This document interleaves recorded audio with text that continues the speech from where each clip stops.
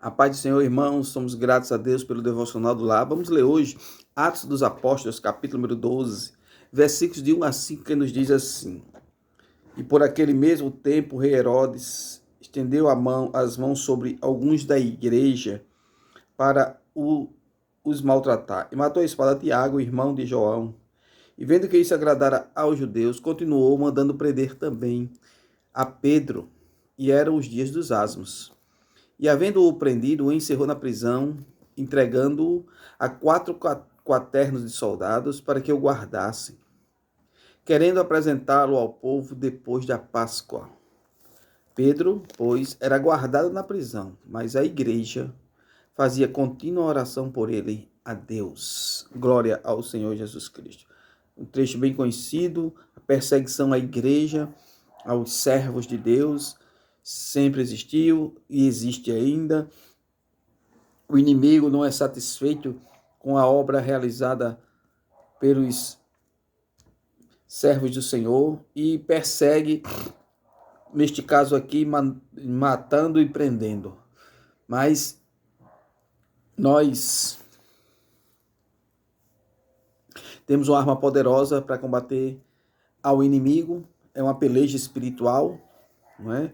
E nós temos uma arma poderosa, que é justamente a oração. Quando nós encontrarmos as portas fechadas, nós podemos orar, porque a oração é a chave que abre todas as portas. Pedro estava preso, mas diz versículo 5, Pedro era guardado na prisão, mas aí está, a igreja fazia contínua oração por ele e a Deus. A Bíblia diz, o apóstolo Tiago afirma que a oração feita por um justo, capítulo 5, versículo 16 de Tiago, a oração feita por um justo tem um efeito poderoso, pode muitos seus efeitos, é um efeito glorioso. A oração não é vazia, a oração de um servo fiel, de um justo, Deus atende.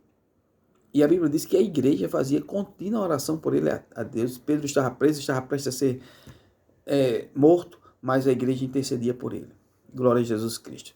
Paulo, quando escreveu aos Tessalonicenses, capítulo 5, versículo 17, ele disse: orai sem cessar. Oração contínua para vencer as adversidades.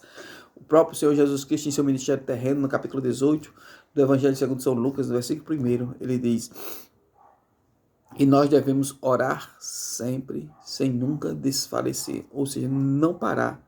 Aleluia.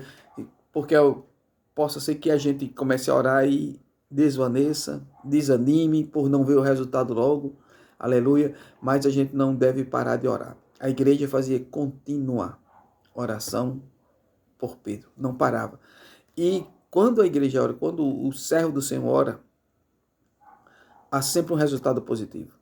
E neste caso aqui também houve um resultado positivo. Está no versículo número 7. E eis que sobreveio o anjo do Senhor, resplandeceu uma luz na prisão, e tocando Pedro na ilharga, o despertou, dizendo: levanta-te depressa. E caíram-lhe das mãos as cadeias. Aqui está o resultado da oração da igreja. Então, fiquemos certos, nós, eu e vocês, que a nossa oração tem poder. Aleluia.